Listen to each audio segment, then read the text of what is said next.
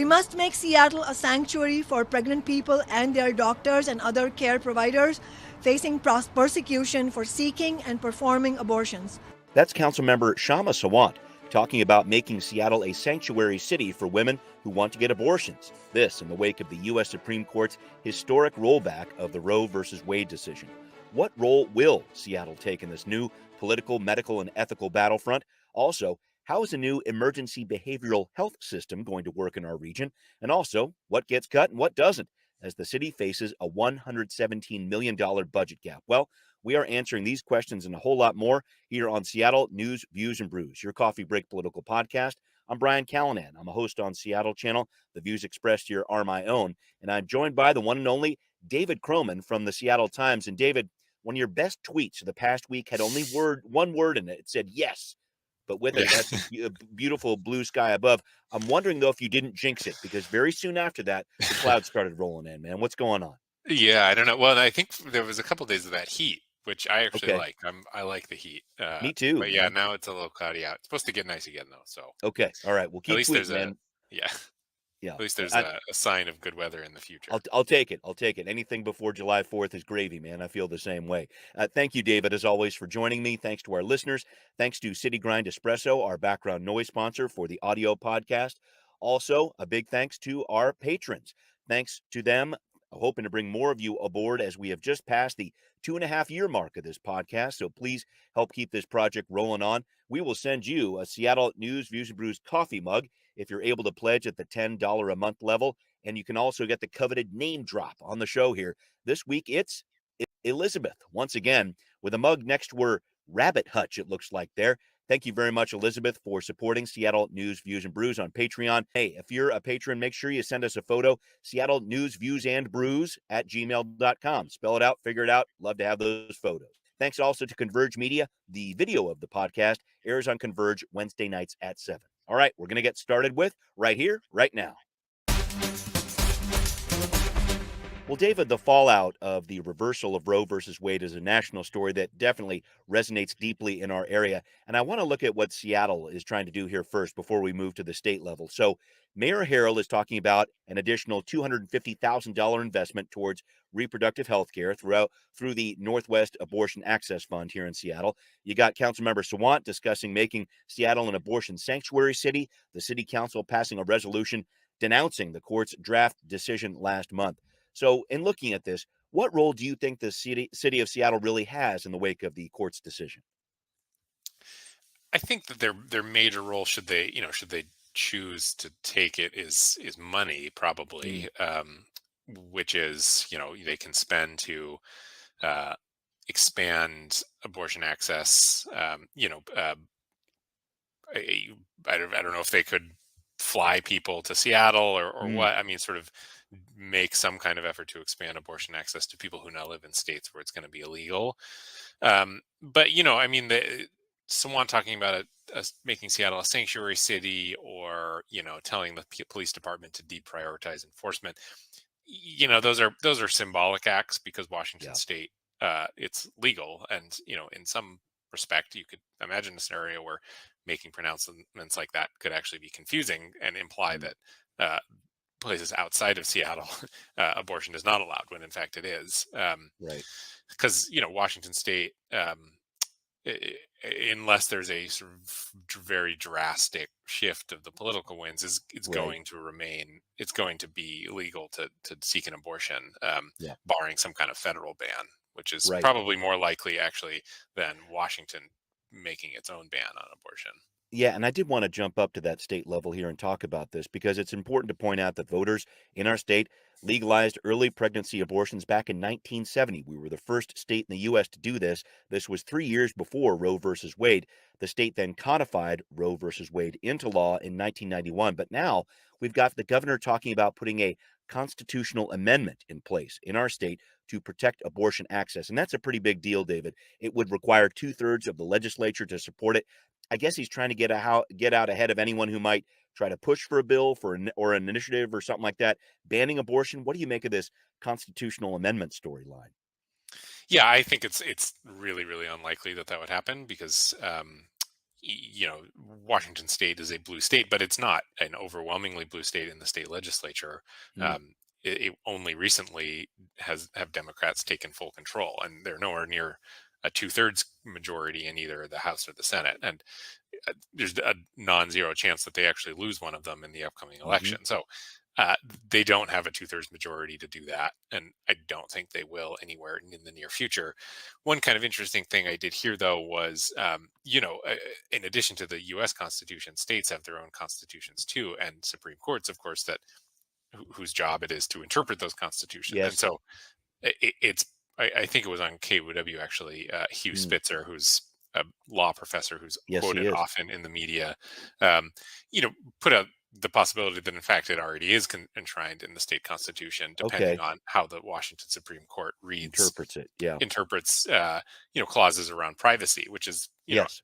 the same interpretation that happened at the federal level, that the right to privacy was seen as guaranteeing the right to abortion. And so it's highly possible that the Washington Supreme Court could read that into the Washington Constitution already. So I Yeah. don't think it's likely that there's any kind of explicit mention of abortion in the Mm. Constitution. And Right. also, it's possible that it's already exists. That said, I think I would be really surprised if any conservative activists in Seattle, in Washington State, would ever want to push that question, considering the Right. makeup of the Washington Supreme Court, which is, Right. of course, far more liberal than the federal Supreme Court. Oh yeah. Yeah. So Yeah. I just don't know that it's ever going to come up. Yeah. Yeah. And It yeah, it it is interesting, though, to think about those legal pieces there because, from some of the reports I've seen, David, we're going to see something like a 385% increase in people coming from states where there will be abortion bans, like Idaho. It's got that trigger law in place. They're gonna be coming into our state to try to talk to our providers here who do abortions, et cetera, and get those services there. And now the Attorney General's office at the state level is trying to protect them, from avoiding some sort of legal proceedings in the states where they come from here. And I just start thinking about this a legal nightmare, really, on top of all the emotional trauma that goes on with women seeking abortions. I mean, this is a compounding legal issue, I think. yeah, exactly. And if for no other reason, I mean, this is all a fairly good argument for why there was sort of a federal national precedent on this in the first place, which is when you start creating these laws on a state by state basis, it just gets so hairy. So you're going to have inevitably you're going to have a lot of battles over abortion pills and whether they can travel across state lines, and then what happens to Washington providers, or Yeah, at least right now there is no indication that the people seeking abortion themselves um, face immediate criminalization, but you have to imagine that is the direction. yeah, Primaries, on both ends of the spectrum, have become the sort of battlegrounds, and in those primaries, we see people kind of seeking the more extreme ends of issues, and sure. that's certainly the case in abortion. So I wouldn't be surprised if at some point the question of actually criminalizing people for seeking an abortion in Washington State becomes a reality. And so then Yeah, what happens then? I mean, sure, Washington isn't going to extradite people to yeah, yeah, yeah. Idaho, but does that mean that a woman would have to become a Washington resident, not go To back to Idaho Oh after getting boy, an yeah. abortion? Hmm. All of this stuff is going to be really messy and pretty traumatizing for the people involved. Absolutely. Well, still a lot more shoes to drop on that one, so we'll continue to track that. But I wanted to talk about some other news out there.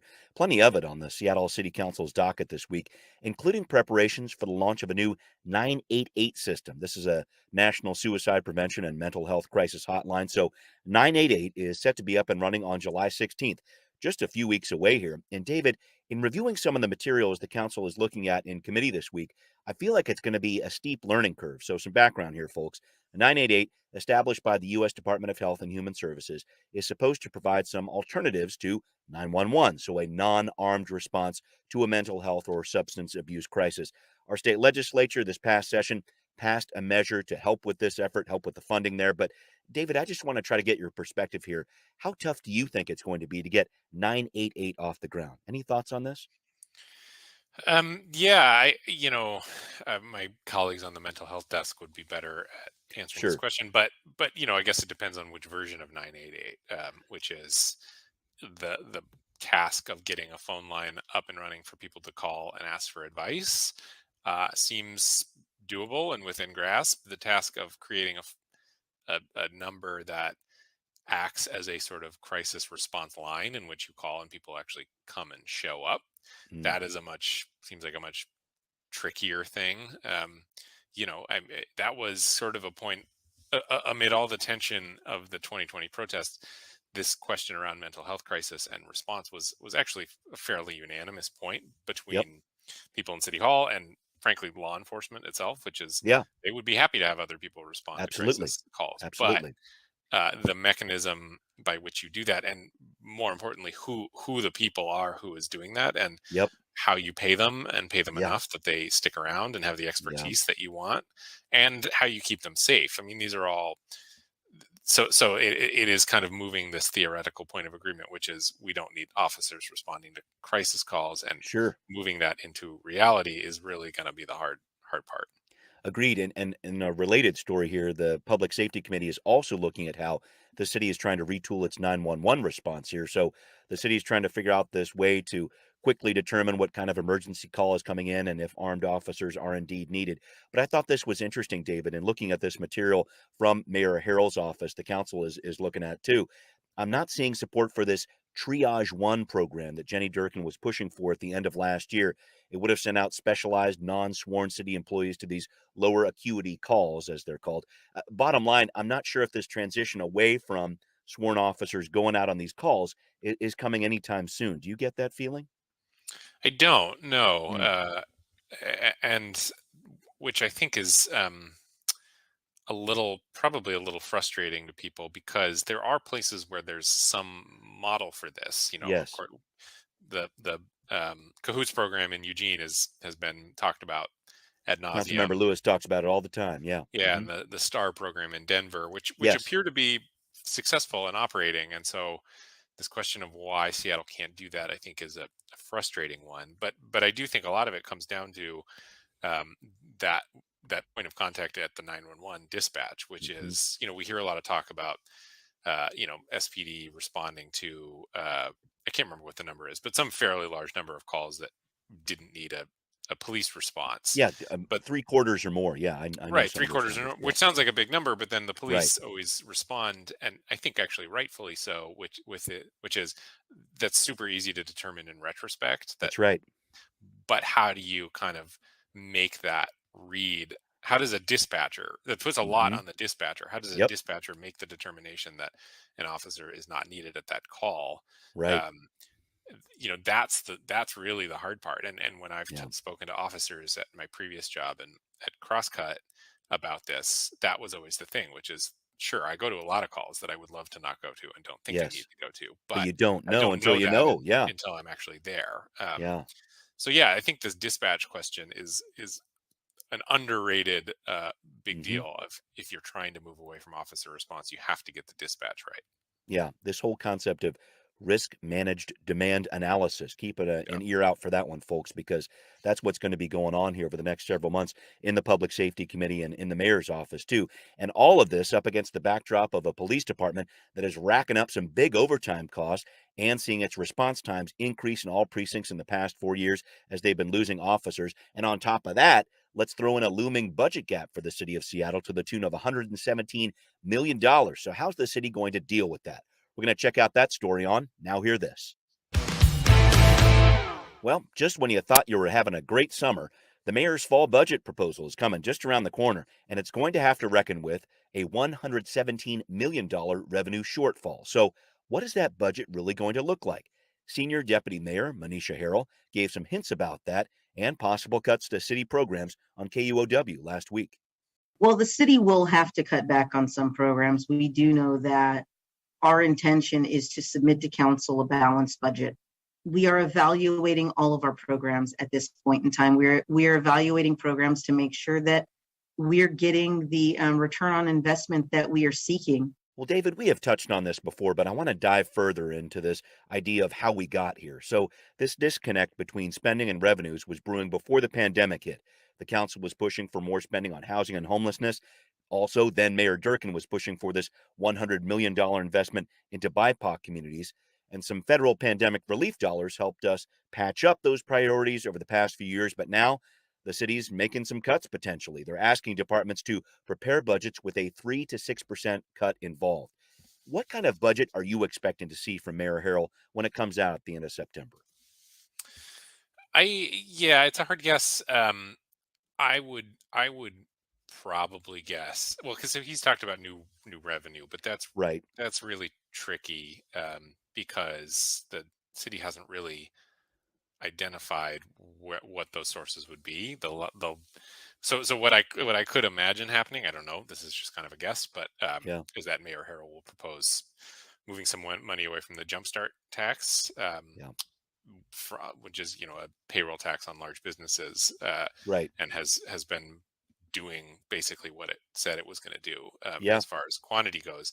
The council is almost surely not going to like that, because they Yep. passed that tax with fairly explicit goals in mind Hmm. around affordable housing and homelessness. So Green New Deal I too. Yeah. Keep going. Hmm. yeah, so you know I could see a scenario in which Mayor Harrell uses that to close the budget gap and says, great, this is my plan, this is how I'm going to do it. And then Right. it kind of puts the onus on the council, if they don't want that, to find other places where they want to cut to make Right. that happen. So Right. I don't know, I could see that happening, or something totally else that I haven't considered. Yeah, I could hear the budget sirens going off behind you there, David, when we Yeah. started talking about this. And I thought it was a great phrase that Senior Deputy Mayor Harrell used here. General fund adjacent revenues. Yeah. I haven't heard that one before, but a great way to describe funds like the Jumpstart tax, the sweetened beverage tax, which have these specific places where the revenue is supposed to go and not just into the general fund.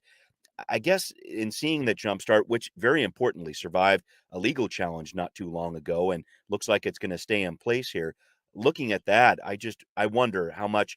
I think there's going to be some talks in between the mayor's office and budget chair Teresa Mosqueda, who was the prime sponsor of Jumpstart, to really see where they can edge this out, because I don't think anybody wants to be holding the bag to say, "Oh yeah, we're not going to be funding those BIPOC priorities anymore." That's the big bottom line for me on this one. Yeah, I agree. I do think there's going to be a lot of talk about, and this is what we heard on the campaign trail, is, Hmm. new, quote, new progressive revenue sources and all that kind of Yes. thing. But, even with Jumpstart, which was, in the grand scheme of things, a fairly straightforward tax Yes. that took, a year to get off the ground, and now Oh has yeah. court challenges. And, these things, that is not a short-term fix. No. Unfortunately for Seattle, they might need a long-term fix, because these deficits are going to continue for the next few years. Yeah, I was going to say, just looking at this, the budget office has talked about shortfalls in the future: 107 million in 2024, 69 million to 2025, 37 million in 2026. That quest for new revenue is always out there, I know, but I think there's going to be some cuts too. It sounds like just a larger systemic problem, I guess. And I know all sides are talking about how regressive our tax system is. But it's interesting. I'm trying to figure out where that new revenue is coming from. I know the city has a task force in place that's going to be looking at this, but it's difficult, I think, for some people to maybe grasp this idea of, okay, we need new revenue, but at the same time we have a police force that's shrinking. I mean, there's a lot of Right. disparate ideas out there that I think our city is going to have to wrestle with on this budget conversation this fall. Yeah, definitely. Interestingly, the state recently had a budget forecast that came out that was actually s- pretty positive. Big It was windfall for like, them. Yeah, that's o- right.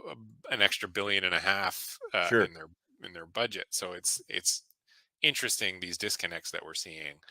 I do think a lot of that is because Seattle's pretty heavily dependent on real estate excise taxes and things Hmm. like that, and so maybe those are slowing down, and had a lot of one-time sort of budget windfalls that are now disappearing. Right. So I don't know. I mean, maybe the city goes to the state, looks for some The help. mayor has talked about that. Yeah. I think that could probably be on the table, because Yeah. certainly Jay Inslee doesn't want to see homelessness continue to go up in Nope. the major American city, because that is, obviously that's a concern for everybody, and it's Right. happening under the control of Democrats, and Right. so in a tricky election time for them. So, there's probably some kind of overlapping motivations there too. Right. Um, so yeah, I'm sure that they're hard at work right now Oh yeah. figuring out what is the best way we can do this without kind of laying off a bunch of city employees.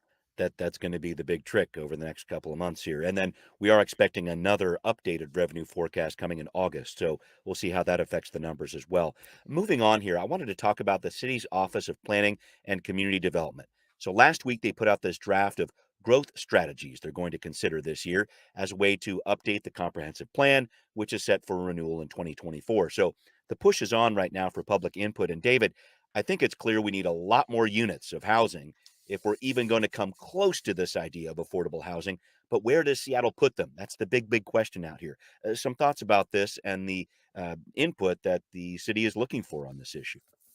Yeah, this is the most quietly important thing happening in the city right Yeah, now, which is it can maybe make the term comprehensive plan is the most vague and uh, eye glaze inducing term. unsexy. Yeah, you bet. Yeah, but it is really important because as right now, Seattle is laid out in this kind of urban village model, which is certain areas in the city are allowed to grow while other parts of the city are not. Of Hmm. course, that's a little simplified, but I that's know what you're saying. basically the model. Um, Interestingly, Norm Rice, the architect of that model, the mayor at the time, even he has started to say I think he told me this at one point when I was at Crosscut, and I know he told Seattle Times this is at one point, which is it's a strategy worth revisiting Mm, because while it has maybe been good for those certain areas, it has appeared to kind of reinforce this segregated city, yeah, which is there are certain parts of the city that apartments and therefore cheaper housing is allowed, and certain parts of the city where single family homes and therefore much more expensive cities are exclusively dominate. Yeah. allowed, and Hmm. that has created a city that is pretty unequal in a lot of Yeah. ways. So the question is, how do you respond to that? And on the table are a few options, including one that has was already posed in 2015 and then roundly rejected, which is uh, add triplexes and duplexes, or Sure. allow for triplexes and duplexes to be built across the city, which more aggressively could be called eliminating single family zoning. Right. That is probably a little scarier sounding than what that would actually look like. Hmm. Hmm. Um, and then, yeah, I mean, develop more development along certain corridors, and Right. or do nothing. Which is an option the state that has to be included in this Yeah, whole exactly. process. Hmm. So, I mean, the reality is Seattle needs to add a lot of housing of all Right. types, not just affordable housing, to accommodate growth, and probably should have done this already. Yeah. Yeah. And so, yeah, I mean, it's really we're talking about how the city grows Yeah. over the next 30 years. So it's pretty important. Yeah, and it's difficult to find these different compromise points here. Very importantly, the city council recently renamed these areas that were once called single family housing zones as neighborhood residential zones. I think trying to Mhm. reflect what's happening there already. There are duplexes, there are fourplexes in some of these neighborhoods, but this whole concept of trying to expand it out, I think that takes generations worth of time. But I think it's difficult, David, to find that middle ground between what the NIMBYs and the YIMBYs think about this, the no in my backyard and the yes in my backyard folks here. Right. How do you find that spot where it's because there's five options that the city's considering here: the no action, you got the focused spot where they're kind of expanding on the urban village idea. They've got this broad idea, as it's called, which says let's get these things all over the place like triplexes and fourplexes. And then you've got the corridor idea. Then you can put those spots along frequent transit. And then they've got this combined alternative, as I've seen it here, which kind of melds together a number of these ideas. I feel like that combined issue is where the city wants to get, but it's going to be difficult to get there. Yeah, and this gets at I mean, for my money, this gets at the heart of a lot of issues Mm, facing the West Coast right now. And I mean, it's objectively, if you look at how policy has been made over the last almost 100 years, you talked about a balance between whose interests are being heard. It has almost exclusively been the interest of homeowners and hmm. people who own their homes. And I think we're starting to see that shift. That policymakers are becoming more aware that this the city cannot be the city that it was Yeah. in the 1970s, where it sort of was the dream of single family home ownership, and also you're in a major American city. But Yep. inevitably, the homeowner interests are still very, very powerful, Yep. arguably the most powerful. They vote in the greatest and most consistent numbers. And so, Right. while there is a shift happening towards more renters and folks who are maybe not quite as white and quite as rich, Hmm. it is a slow shift and a precarious one, Yeah. because that homeowner constituency still holds a lot of power in City Hall. Right. Yeah. Even with the fact that more than 50% of the people who live here are renters. So Right. this is definitely something that the city wants some feedback on. That feedback is due by the 25th of July, folks. There are virtual meetings on June 29th, July 19th. Connect with the Seattle Office of Planning and Community Development if you want to check that out. All right. Well, up next, 4th of July, right around the corner here. But what would really spark some interest, a gas tax holiday. We'll have more on what state officials are talking about on that issue coming up on Transportation Talk. So, President Biden floated an idea last week for a gas tax holiday at the federal and state level. And while everybody wants lower prices at the pump, it's not clear this plan is really going to fly. David, you researched this, did a story about this. What's going on? Yeah, I mean, I think this plan is dead, top to bottom, at Yeah. both the federal and state level. The uh, President Biden said he wanted to give everyone an 18 cents gas tax holiday. Hmm. Uh, I talked to Representative Jayapal, who chairs the Progressive Caucus in the House. They're not going to support it. Republicans in federal government said they're not going to support it. So Mm, at the federal level, I don't see any path. He, also in announcing his plans for this holiday, pushed states to do the same. So I, right. figured it's worth asking: is anyone in the state interested in doing that? Hmm. Uh, Governor Inslee, who would have to call a special session to make this Right. happen, basically said nope. And he's I think he's uninterested in it. He also has some other motivations for not calling a special session, because if you call a special session, you can't dictate Right. what gets discussed in that That's special right. session, Good which point. means conversations around emergency powers for COVID, which is a big issue for Republicans, would Sure. surely come up. Drug He's laws. There's a host of things, you bet. Yeah. not interested in doing that. And, Yeah. frankly, none of the state legislators, interestingly, for a plan that's coming from President Joe Biden, I would say there's probably more support for that, for a gas tax holiday, from the Republican side than there is from the Democrats. Okay. That said, the Republicans are saying, well, this is kind of they like to put the price of gas on President Biden as much as possible, and so we're Yes. saying that this is sort of a desperation move that's too little, too late, and not really Yeah. going to make any difference. So hard to see where there is any political momentum on this at any Right. level. I just don't see it. So I wouldn't expect a holiday anytime soon. Well, it's not that people at the legislative level don't want to cut taxes or whatever else and give some people some relief. I should say that they want to give people relief. How about we look at that? But I think the concern with this cut in taxes is the profits would mainly go to the gas companies and the oil companies, and they want to make sure that it's a more focused approach if they are trying to offer some relief to people. Yeah, that is the argument I have heard from the left and from progressives, that it would Yeah. go to oil companies. It's unclear that that's Yeah. true. There are some occasions where states have um, taken this step, and some amount of that money has gone to oil companies. But in Okay. other occasions, as much as 87%, I think, of the the reductions did go to customers. So Okay. unclear exactly how that would play out. I think Yeah. kind of the bigger issue, though, is it, Washington State's transportation system is funded hugely by the Yes. gas tax. So if you Yep. and so if they did this for 3 months, that's about $300 million that they It's a lot of don't money. collect, and that's a lot of money, and that's a large portion of, say, 520 in Seattle, Sure. or Right. that's a third of the promised budget for the new I-5 bridge over Right. Right. the Columbia River. So even Representative Andrew Barkis, who's a Republican, even he told me, I support the idea in theory, but I have concerns about what this would mean for layoffs Yeah. and the pace of projects. So Oh yeah. um, I think talking about that the greedy oil companies would take Hmm. this profit is a good line. It might be true. More importantly, though, I think it's just a thing that Washington legislators are not interested in doing because it would be disruptive to the transportation system.